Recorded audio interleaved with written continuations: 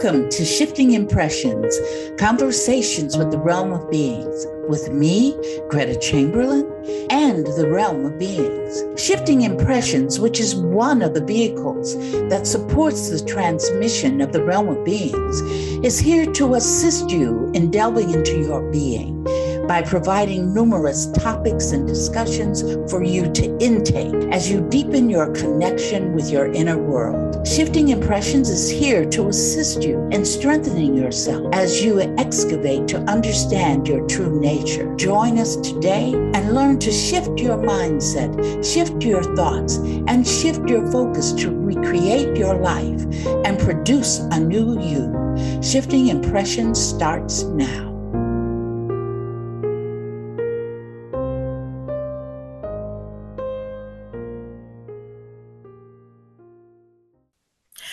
Good morning, listeners. Welcome to Shifting Impressions, Conversations with the Realm of Beings.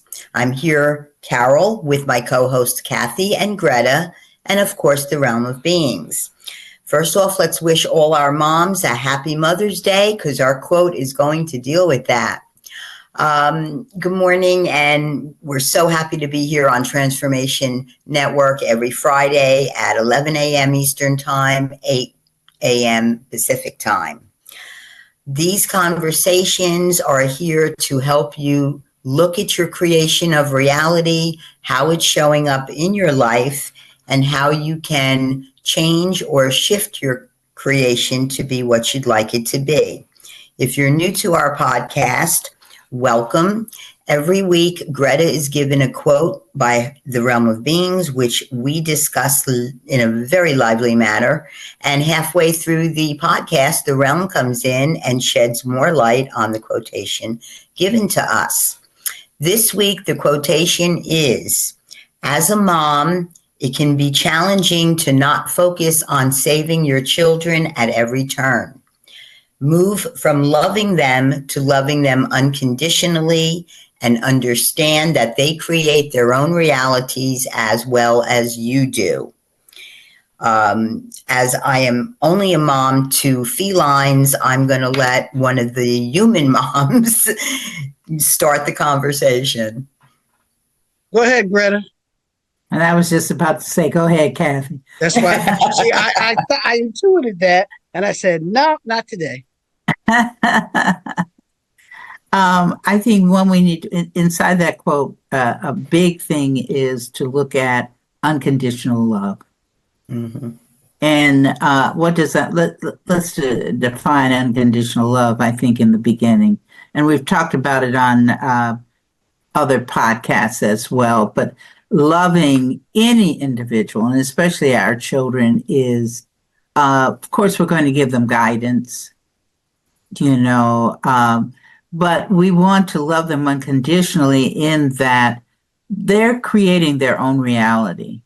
And what some people don't realize is that a baby is creating his or her own reality.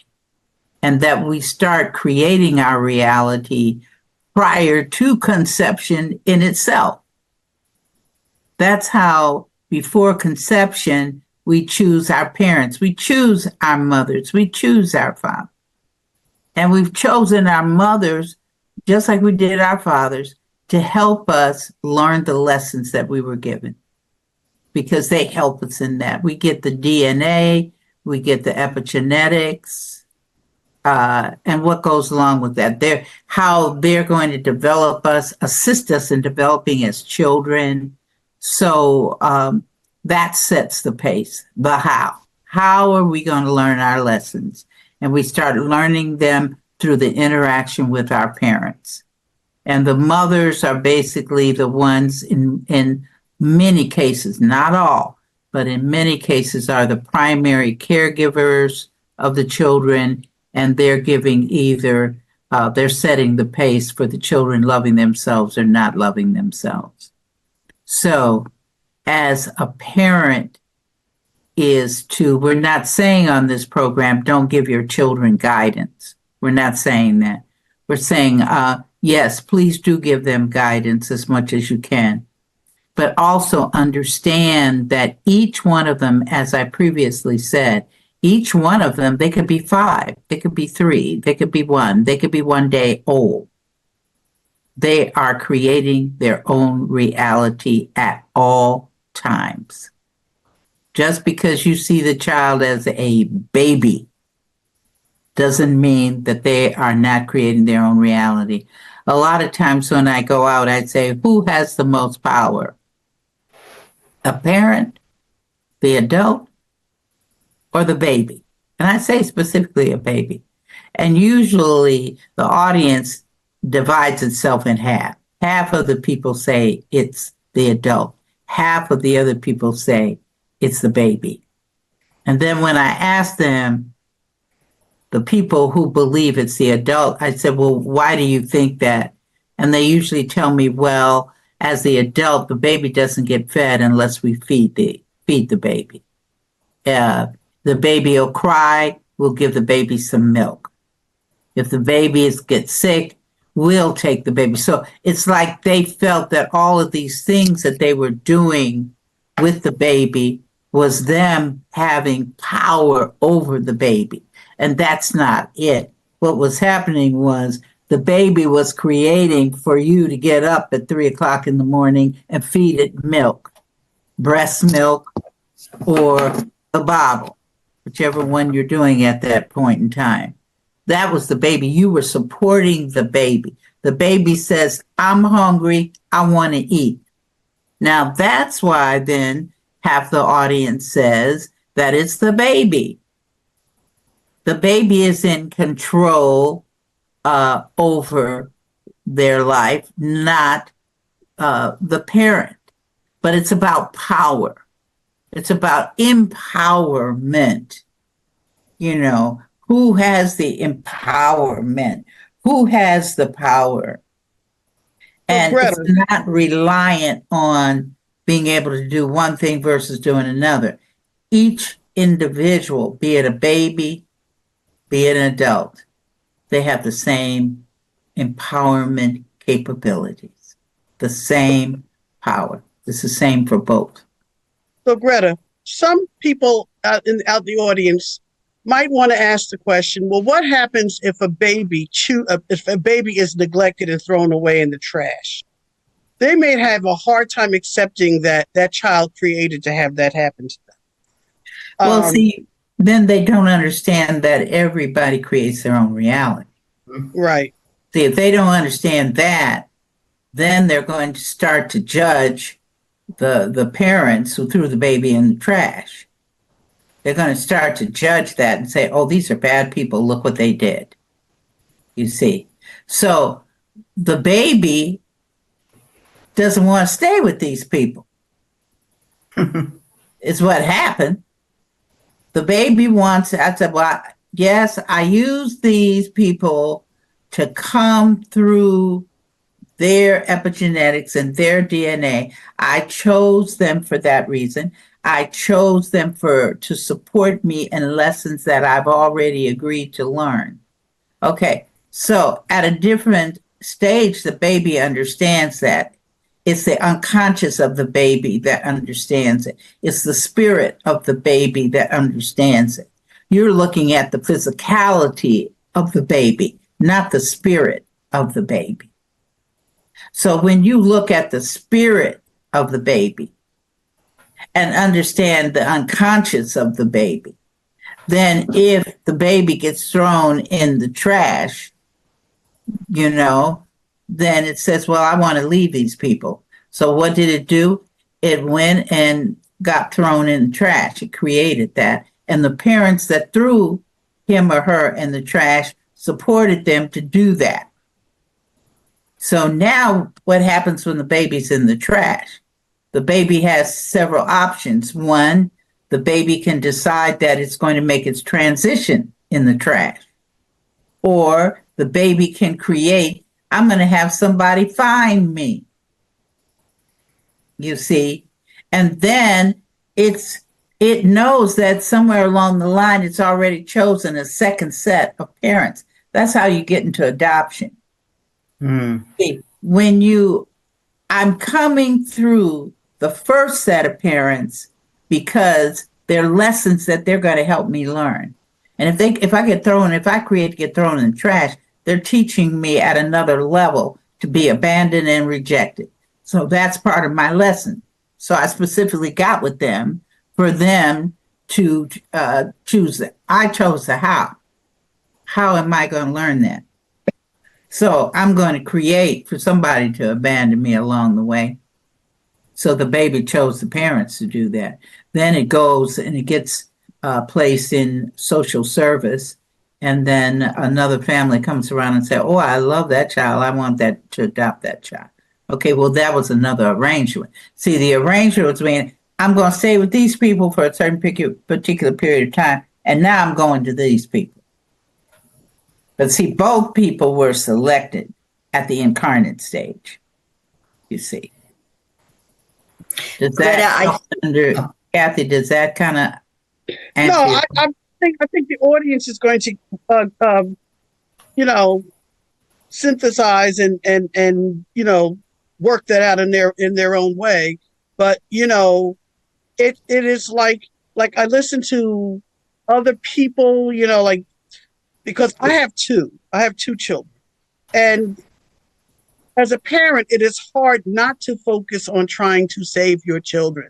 They are your children.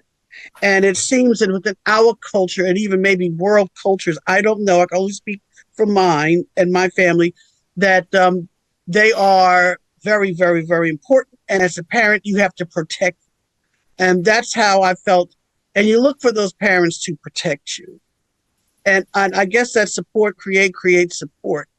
But there's always like this fear, especially if you are an African-American mother. I don't really worry about my daughter as much as I worry about my son. And I worried about him getting in the car. The same everybody worries about if you are a parent that has a black child, a black son. Fear of them being harmed in some way, even though I know now that they have to create to want that. But sometimes I have to go and start QDRing when my son says he has to go to some rural part of someplace. I'm like, ooh, oh my gosh, okay, don't go there. Plus, I can't do anything about that. But there are a lot of parents that blame themselves if the child's an alcoholic, blames themselves if their child's a drug addict. And it's pretty challenging, I think, for some people, not all people, to understand that they don't have anything to feel guilty about. That child chose it. And like you said, we're just the guides on the side and not the sages on the stages. But sometimes as a parent, it's just hard to divorce yourself. The same thing even if you don't have children, you're an aunt, you're an uncle, and you see how your siblings are raising their kids and you're scratching your head and go, why did that kid do that? I mean, it's just a whole bunch of things. Am I right or wrong, Carol? Well, I see what came to mind as Greta was using that particular example is one of the challenges I faced learning about creation of reality. I think, and I'd like to stress this to the listeners, it's very easy to take the responsibility that you've created a reality when everything is just, roses and pink and everything's happy.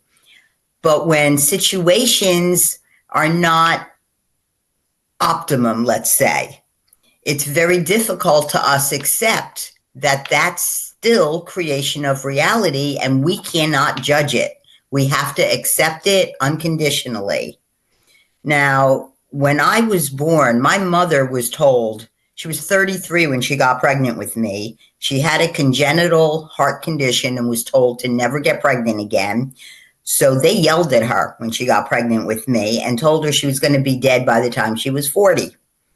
So she raised me in a very different manner than how she raised my older brother.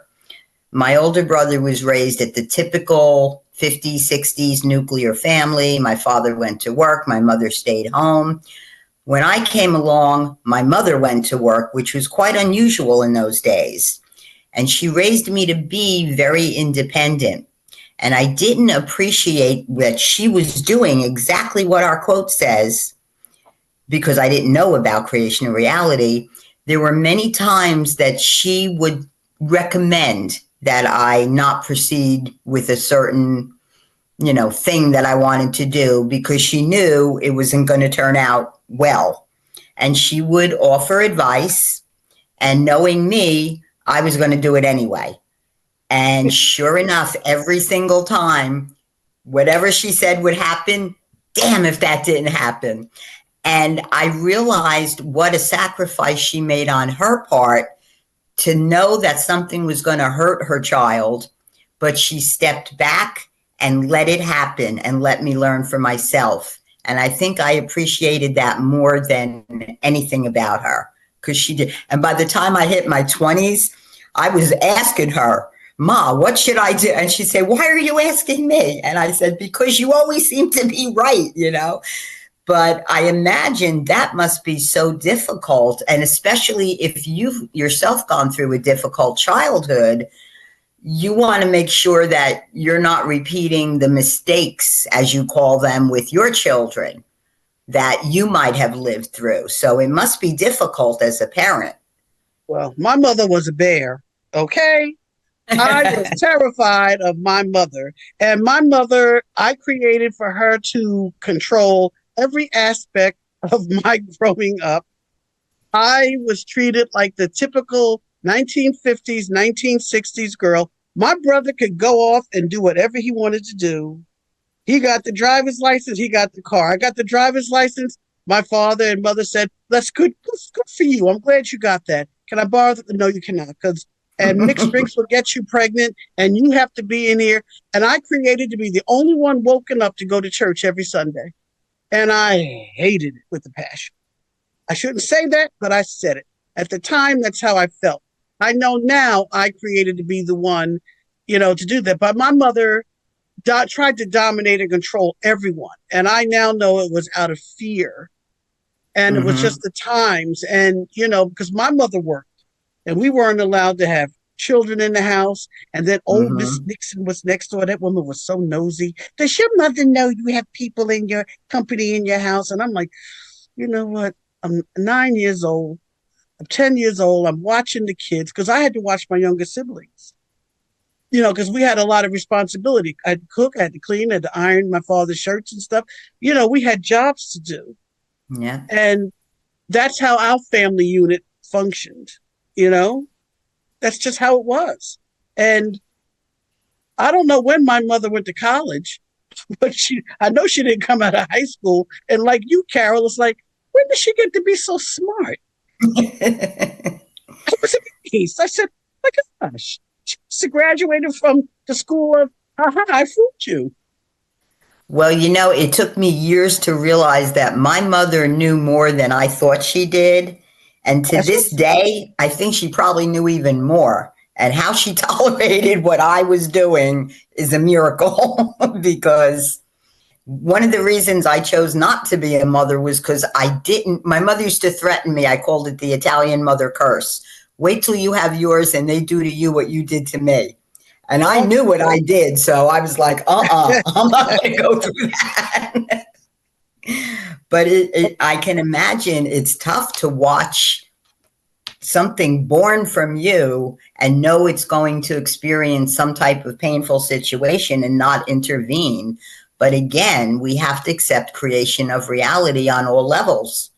And then you look for them to love you unconditionally. And now I'm wondering, well, did I teach them to love themselves unconditionally so they can love me unconditionally? And I said, Mother's Day, you know what? I think I want some scratch-offs. And my children said, I don't believe in scratch-offs.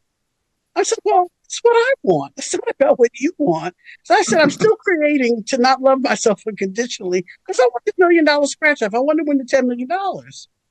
But I'm not creating for that person, that child, to support me in that. And it's like, oh, God. And so I said, well, I can't get mad at that person, at my child. I have to create for them to want to, support what I like to do, So I'll just get them back. And when there's something they want, I'll show them how much I love them unconditionally. I'm going to let them do it by themselves.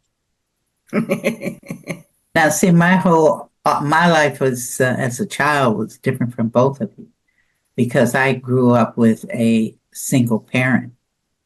And but let me say this, let me preface this. My mother had to work. So therefore, I was given to my great-grandparents So I was really reared by my great grandparents, my great aunts. I was reared by older people with older wisdom. And I remember my grandfather, when people would come over to visit, he would tell me, this is my great grandfather, he would tell me, he said, well, Greta, where so and so is coming over to visit, I want you to sit and be quiet. Oh, Don't God. say anything. You're going to sit and you're going to be quiet and you're going to learn. That was his whole big emphasis for me, was to learn. And like when I was 13 and or 14, I think I was 14 when my grandfather, my great grandfather, my great grandmother died. So my great grandfather came to live with my mom and me. My mom by that time had bought a house for us. And so we had room for great grandpa. So when I'd come home from school, he'd tell me, he said, okay, I want you to tell me what you learned at school today. I had to give a report. I learned this, I learned that. And then he said to me, he said, now tell me the speeches that you had to give at school today. And I'm going, speeches? Who gives speeches? You know, and so it was like, because my mother was working. So he was my interaction. So it was stand before great grandpa and give a speech. And when I said, well, grandpa, I didn't give any speeches today, then that gave him an opportunity to tell me his speeches. That man recited for me and I had to stand there and listen to it. He would stand there and pontificate and give the exact speech he gave. Now, this man was in his 90s and he's given me a speech that he did probably when he was around 17 or 16 years old, which he still remembered. Wow, that's great. I'd have to stand there, you know. So the big thing was grandpa, because he grew up on the plantation, my great grandfather, and left the plantation. He left with a value of that you had to go to school. So that was the value that I was given with that, which in tune, my mother had received it as well. But see, he reared my mother because her mother died from tuberculosis when she was a little girl. Her father had been placed in a hospital because he had a mental condition.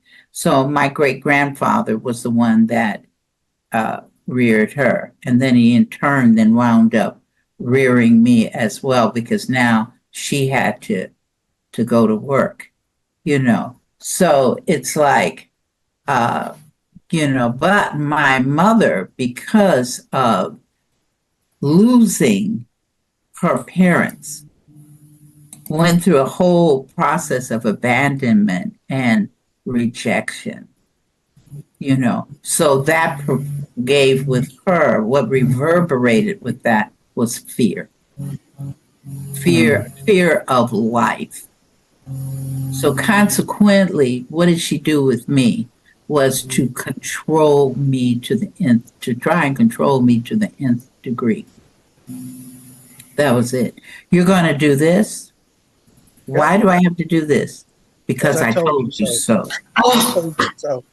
I'm not the only one that had to hear All of us, Carol, all of us. All of us. You do it. Boy, are we of a generation. Yeah. You know, you do it because I told you so. So it's then after we learn those things, then it comes out, how do we interact with our own children? Because this is what we've learned. So I had to learn, one of the things I definitely had to practice and learn was not to have fear.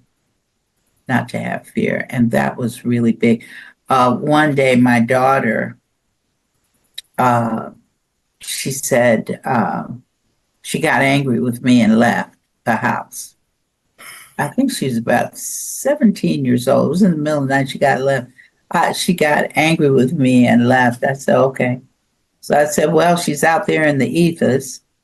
I called her father because her father and I were by that time separated. So I was a single parent. So I followed in my mother's footsteps, you see.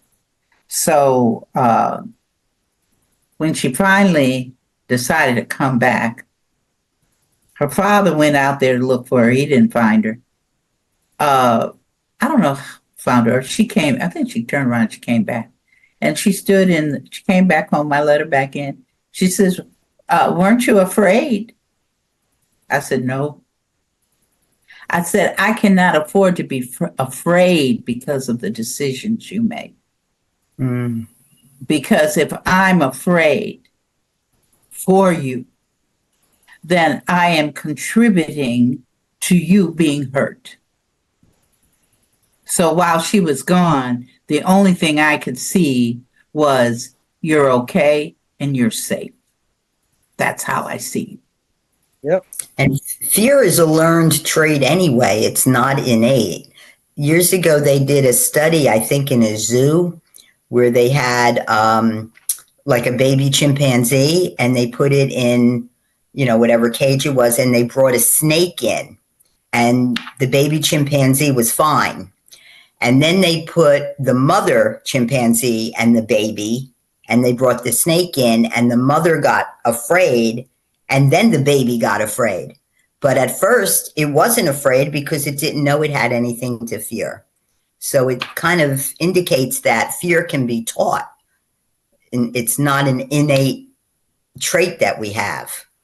It's actually an acquired trait that can be taught to us. So probably not a good thing. At least your great-grandfather, though, Greta, he had the wisdom to teach you about how important it is to learn. I think that was, I wish I'd known my great-grandparents and had learned something to that effect. But on that note, we are at the point of the podcast where we will take a short break, and we do ask the listeners to stay with us because when we return, the realm will appear and discuss this quote further. So listeners, we'll see you in a moment.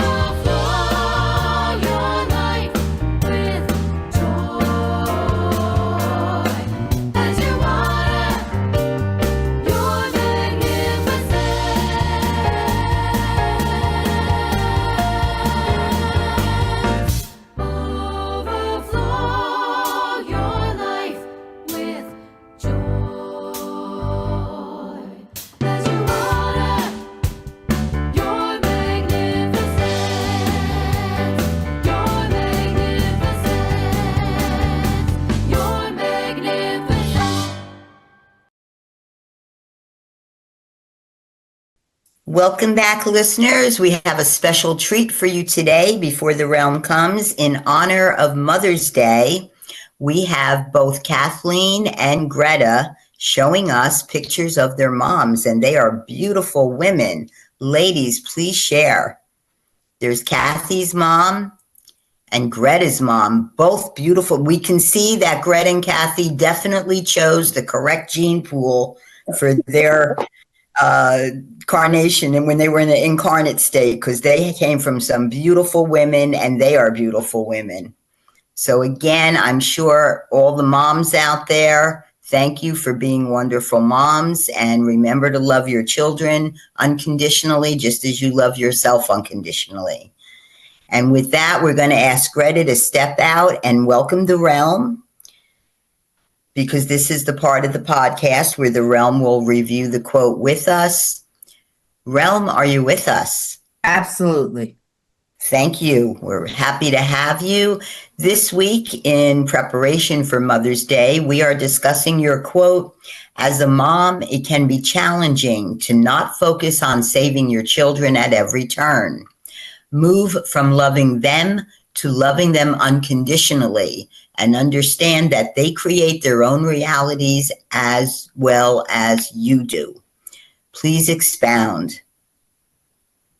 Well, what we want to say is a reminder. We're going to start with that.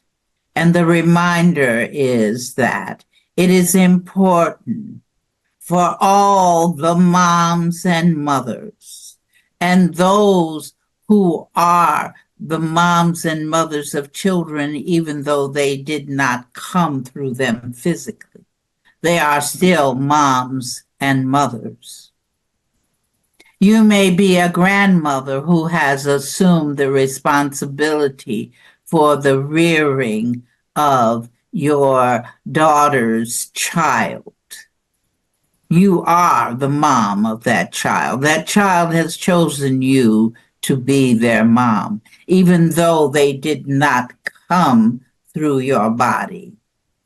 Also, to those mothers who have adopted children, note that they chose you as their parent, as their female figure in their life, even though they could not, for whatever reason, come through you physically.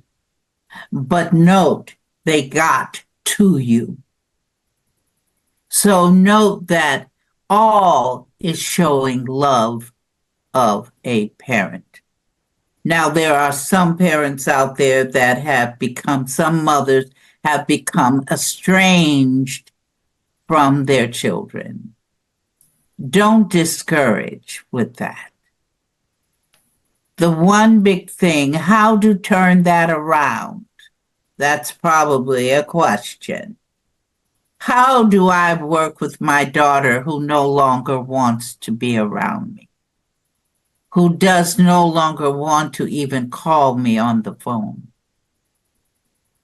The first beginning of turning that whole situation around is for you to love yourself.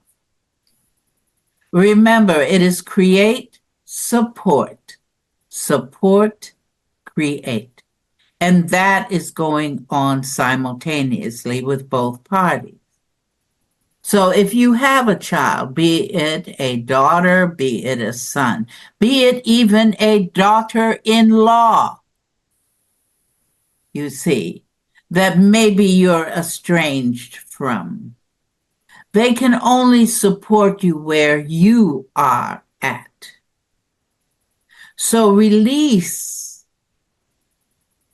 the thoughts of, I don't get along with them, or they don't love me, they don't care for me, they don't want to have anything to do with me. Release that.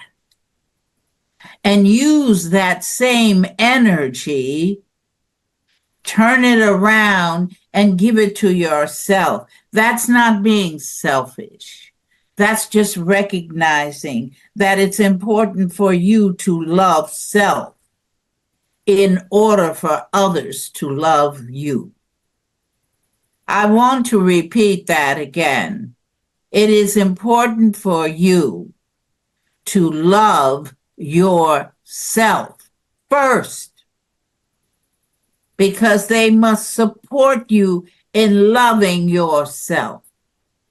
If it is that you want to see them, you want to interact with them, you yearn to be with your daughter or your son or your grandchildren because they're being kept from you, quote unquote, kept from you, then focus your energy to you and say, I love myself. I am experiencing loving myself unconditionally. When you turn that energy around that you were using to outside of you, and you turn it to go inside of you, then you're going to see that the support you are given is going to be support of unconditional love. If that's where you are within yourself, you must be there first. A lot of times, mothers look outside themselves. Turn that energy. I've said it before. Turn that energy around for you disliking them or feeling that they are hurting you. Turn that energy around to say, I love myself unconditionally. That's where you want to be. Yes. Would it also be good to remind the listeners again that you cannot control what anyone else feels or creates, because they're creating their own reality. So you can only support them. So thinking in terms of, I want my daughter to be with me, or I want my son to love me more, those are not possibilities. You can only love yourself and then have them support you. Well, see, that's how you turn that around, Carol. Right, because you see, the daughter and the son has got, like you said, has got to support the mother. So if the mother is into loving self, the children, it's going to look like the children have changed. No, they have not changed. Right. But the support for the big mama has changed. You see. Right. Because the mother could be 80 years old and the son could be 65. Or the daughter 65 and not wanting to be with the mother. But as long as that mother says, I have learned to love and appreciate myself, it is self-love. It is inner acceptance of being worthy to be loved. I am worthy to be loved. You'll see the children change because it's create, support, create. So they must support you differently. You see. That makes perfect sense. You see. It's always create, support, create. So, but those young women who are rearing their children now, we want to say thank you. Thank you for rearing your children. Thank you. We thank you for having them. We thank you for accepting to have a child come into your life. And we want to let you know that children come into your life also to support you with your lessons as you are supporting them with their lessons. So there's the support. you'll see. Mm. Some children come into this world with what you would call maladies, such as being autistic or coming with limbs missing. Just note they're coming to help you learn lessons as well as you helping them to learn lessons. But the trick is love yourself unconditionally and love that child unconditionally and have patience. Have patience with your children. For those of you who have sometime aborted children or miscarried children, don't go down into the valley of condition over it. Because we have said that each child is creating their own reality. So that child whom you aborted had already decided before it came into conception that it was going to leave in 3 months. What has happened is you forgot that you agreed. Mm. And then you turn around and feel sad and sorrowful and grieving and, oh, did I kill my child? And you watch on TV where people are marching and said, stop killing the children. Well, you can't kill anyone. The child made his or her decision to leave. If it's a miscarriage, note the child made his or her decision to leave. You only gave the support, and it's okay. Turn around your sadness and turn around into joy of self, life of self. Realm, I'm glad that you are saying that. It's just that I have traveled with Greta, and even when you are around other people, because they don't understand the creation of reality, some things are just hard for them to wrap their head around. Like, what do you mean this child aborted? This child didn't want to come here. They refuse to give up those beliefs. And because it fuels and then it reverberates with, like you said, with all the marching and everything. So I guess I'm trying to figure out is you can lead a horse to water, but you can't make him drink. And it's sort of like the same thing that we're doing every week, teaching people that they are creating their own reality. But first of all, Kathy, you made a statement that the child did not want to come here. That is not accurate because the child wanted to come here, but the child only because it came. So it only needed 3 months to experience being a human. Okay. It's how much do you need? Some of us only need 12 years to experience being human. And then we're able to move on to the next transitional portal and grow up.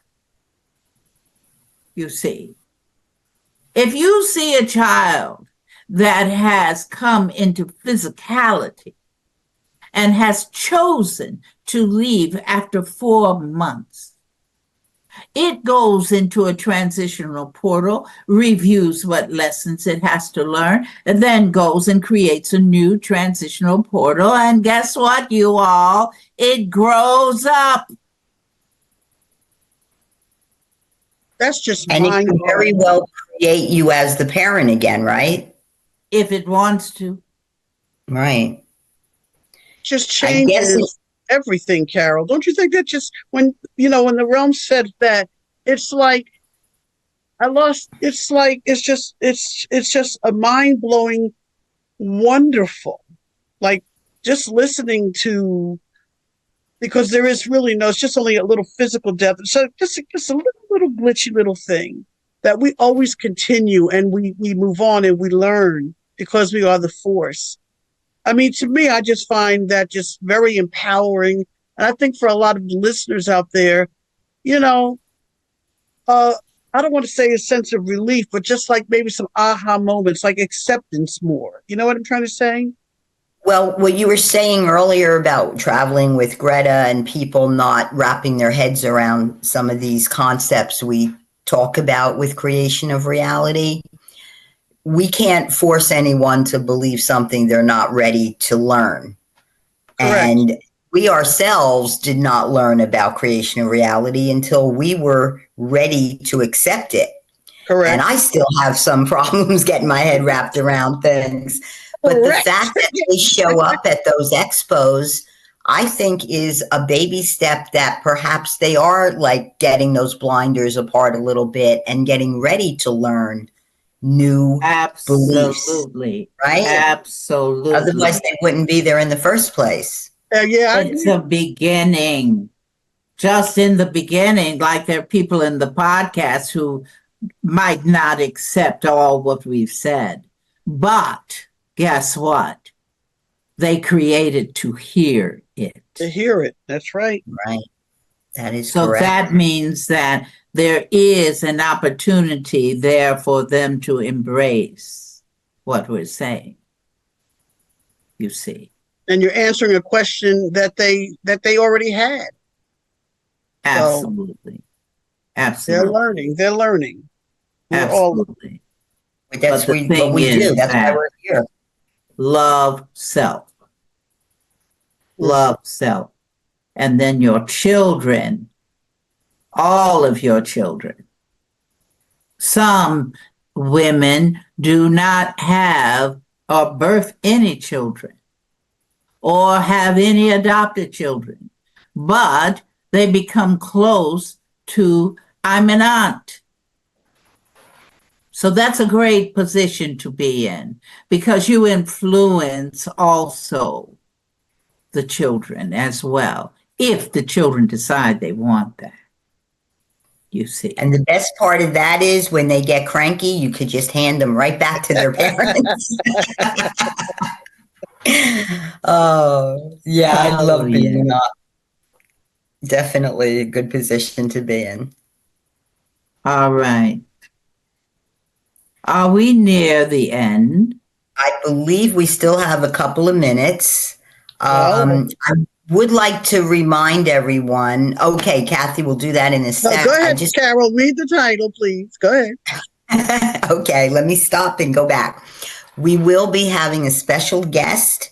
Alan Steinfeld will be on our podcast on June 14th to discuss the book Kathy's holding up called Making Contact. And Greta had been a guest on his podcast, so I guess it's kind of quid pro quo here. So in the meantime, though, I'd like to remind listeners that you can catch up on all Shifting Impressions podcasts through any of your favorite streaming apps, YouTube. You can use Transformation Network. They have the history of our podcasts. Can also see the quotes on Facebook as well as Instagram and therealmofbeings.com. And before we head out, Kathy is going to let us know what we have to look forward to next week. Yes, my mommy dearest and everyone else out there. I have to call the mother. I have to say that. So after you enjoy your wonderful Sunday with your flowers and all your stuff, relax and be healthy, because that is what we are going to be discussing next Friday on May the 17th, which is my mother-in-law's birthday. If she will alive, she'll be about 95 now. So practice being calm so you can train your entire beingness in embracing a state of wellness and peace. I leave. What's that word? Oh yeah, namaste. Namaste. There you go. Realm, before we clock out, any final words? As usual, my favorite. Say again to everyone listening, be it a male, be it a father, be it an uncle, be it a brother, be it a sister, a mother, a grandmother, an aunt, or just a friend.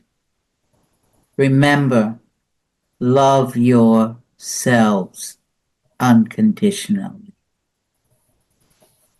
Great words. Always need to be reminded. Realm, we thank you. Listeners, we thank you. Greta, Kathy, thank you. And Transformation Network, thank you. Until we create each other again, everyone have a wonderful weekend. Once again, thanks for joining us at Shifting Impressions, Conversations with the Realm of Beings on TransformationTalkRadio.com. As you have explored today's creation of reality experience with the realm and me, Greta, each of you is being supported by us in further developing the understanding that you are not just an individual existing in linear time and space, but a multi-dimensional force of infinite possibilities who is connected to all. So begin to create the realities you want.